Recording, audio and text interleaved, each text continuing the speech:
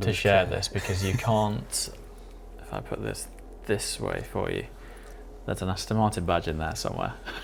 Made of titanium. Isn't that nuts? So I heard the story was that there is a disturbance of the laminar flow over the front end of the nose of a Valkyrie that would have been created off the vortices of the leading edge of a conventional badge. We can't have that. Can't be having that now. So at the risk of not having a badge at all, you managed to create this and embed it under the clear coat. Yes. Absolutely mental. Obsessive attention to detail. Fun fact, whether this was true or not, but I think that was the first production car to roll off the line. Very first, yeah. The very first car. Yeah. And I remember getting pulled over by the police in France. And I thought, I'm not speeding much. And and they pulled me over. And I was like, oh no, it's not ideal. Press car. Don't want that. Etc. And they just wanted to check it out. They were like, what is this car? What is this? And I was like, yeah, it's the first one, you know? They were like, yeah, we've never seen this car. And I was like, not many people have. It's the first one, you know? So they ended up having photos next to it and saying, all right, crack on. That is cool. It was really cool. Because the new spec rooms, I think, again, I'm not blowing smoke up everyone's arse here, but no, it's cool, isn't it? It is the coolest spec room I've seen. Yeah. It's not just the actual environment, it's the configurator itself. Yeah. I mean, God knows what the investment is on that, but it is well worth it. It's worth super it. cool. Yeah, I know. So give them that angle, it's terrible. That's so cool. These Aston Martin driving shoes. They're actually really, really nice. They are cool. Can you spec these to match your car? I mean, That's crazy. so yes. Yeah. Everything. Oh, these are Valor boots. No. Gear stick. That is a shifter. Shifter. Hobbs. We are such nerds, aren't we? Look at that. That's cool, though. It is cool. What would you go? It's got to be that every time. Got to be that, isn't isn't it? Yeah. I know, it's incredible, isn't it? The resolution is bonkers. It is Look at the leather. Look at the leather. Yeah. Zoom in on the detail. I think my favourite feature of the Valor configurator was being able to drop the car into different environments around the world, and it looks so real. So this is Scotland, Skyfall. Oh, Did you see the? Drop Did is you animated. see the There was a bird? bird flying in the background. It's so big that when you move it, I'm getting. You're getting a I'm bit- doing that. You're getting a bit seasick. I'm serious. Getting a bit seasick with it. That'll do. That'll do. Job done. That is it. Yeah. Yeah, the orange interior works. It works with that, doesn't it? Yeah. Oh, that's cool. I was expecting the environment to move. You tricky devil. That is how cool is that? You get a big sauna turn. I know. Yeah. Dare I say, better graphics than most video games. Like even in the sort of configuration section of like Forza or something, it's not that real. Do you know what's impressive? Even the depth of field, it simulates soft focus in the background depending on your zoom rate. Look at the interior reflected off the inside of the wing mirror. The details. The details So really crazy. good. Charcoal wool felt. Vulcanized transfer onto there, but feel that. That's cool. So it kind of reminds me of when you used to get patterns on wetsuits. Yeah. You know, it's that sort of. It's really cool. It's nice though. It's really nice. Are these fabrics? Are any of these specifically for models, or like is this Valor only, for example, or could you put something like that inside a I don't think so. I mean, 707? As I said, anything's really possible with Qs. Yeah, that's pretty cool. Now I honestly think, I mean, I would very rarely say this, but I think it is the best car in its class in the world. Yeah. 707. That's amazing. Yeah, it's amazing. I mean, it's you know, it sort of bends physics. It shouldn't do what it does, considering its center of gravity is high and it's a heavy car. Yeah. I remember that day we used it as a tracking car for Valkyrie at Silverstone. Yeah. And it was amazing because you could like smash over the curbs and take weird lines, and it just hooked up. It was amazing. So we're talking about industry terms for things, and one of them is a Japanese-derived term called pokioki. Yes, you're right, James. Okay, yes. and what does that mean? So my translation's a bit weak, but I know that it means it can't be basically done wrong. So Okay. there's only one way of doing it. So Okay, the cool. 3-pin plug or our DBX trickle charger, and Okay. or other cars. So trickle charger part of is the designed- design brief for this was Pokioki. Yeah, make it It's very a must. easy for the customer. Which is great. So you can't put that round the wrong way. If that makes sense. Just snap on, snap off, right? Yeah. So without looking, you can You can do just it. fix and move away. So and you're not going to potentially come back to the car and then it hasn't charged up or it hasn't been on trickle.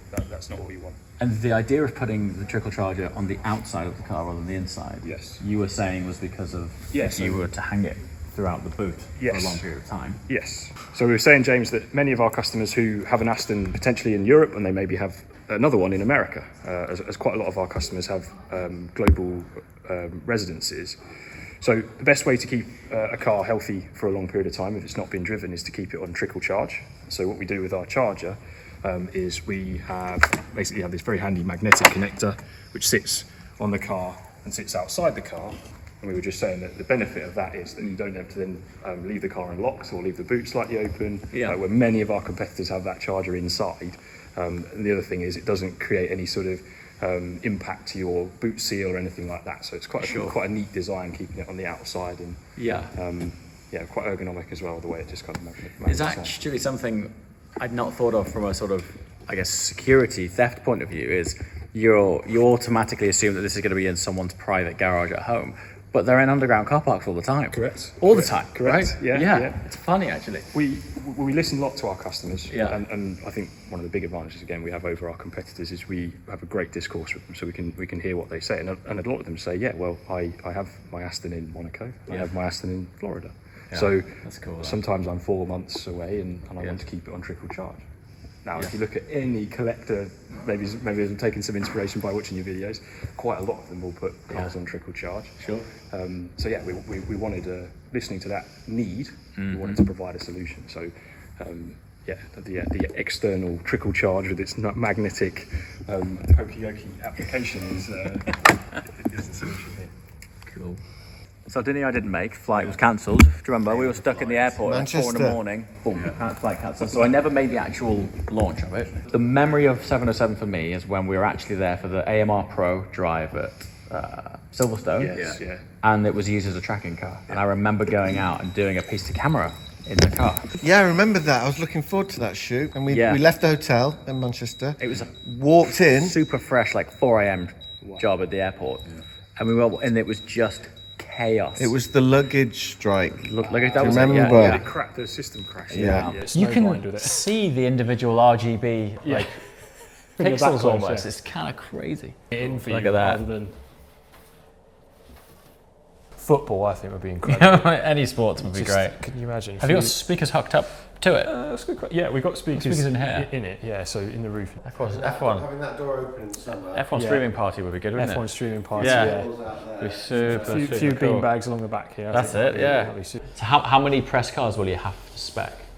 So depends on each launch, but Yeah. so for this one, because we're keeping it quite small again, how many we got, Tom? 16. 16. Got for this. Yeah. And when you're doing them, are you taking into account different markets, or are you just going, let's try it in this color because it looks awesome? Like That as that well. as well. Absolutely. Okay. Well, I think the important thing about PR is just showcasing what we can do. Sure. So we don't want to just keep it, black and interior, silver. contrast Sure. stitch. Yeah, And, yeah. we need to, put it out there. This is Full what we're spectrum. capable of doing. And Do yeah. And you- obviously in the press as well, these more vibrant, vivid colours are the best. Yeah.